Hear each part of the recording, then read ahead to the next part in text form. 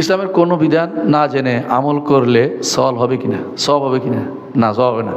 ঘুমানোর বিছানা ঝাড়ু দিয়ে সুন্নত, কেউ যদি সুন্নত তাদের সবাই পালন করে সওয়াব হবে না। জানলে এই জন্য এলিমের মর্যাদা বেশি।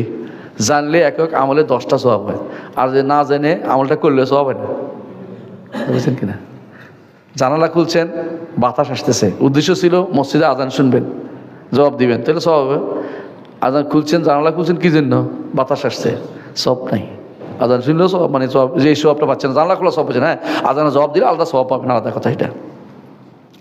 আমি একটি মোবাইল কোম্পানি জব করি। এখন কোম্পানিতে নতুন করে কিস্তিতে ফোন বিক্রি করার সুবিধা চালু করেছে, যেটাতে প্রত্যেক মাসে নির্দিষ্ট একটা % সুদ দিতে হবে কাস্টমার। এই কোম্পানিতে জব করা আমার জন্য জায়েজ হবে? কারণ আমি সেলসম্যানের জব করি, কিস্তিটা আমার মাধ্যমে দিতে হয়, জায়েজ নেই। আপনার জন্য চাকরি করে জায়েজ নেই, ছেড়ে দেন, আল্লাহ আপনার রিজিকের ব্যবস্থা করবেন ইনশাআল্লাহ। আর কিছু না পারলে ব্যান চালাবেন, জায়েজ আছে। আমি দারাজ কোম্পানির মাধ্যমে বিজনেস করি। দারাজ অনেক কমিশন নেয়, সেজন্য দারাজে যেসব অর্ডার আসে সেগুলো দারাজের মাধ্যমে না দিয়ে নিজে কাস্টমারের কাছে পৌঁছে দিই। সেগুলো হাল হবে কিনা? ওটা হাল হবে না। আল মুসলিমুনা আলা শুরুতিহিম, তাদের সাথে চুক্তি করেছেন, অন্য কাজ করতে পারবেন না।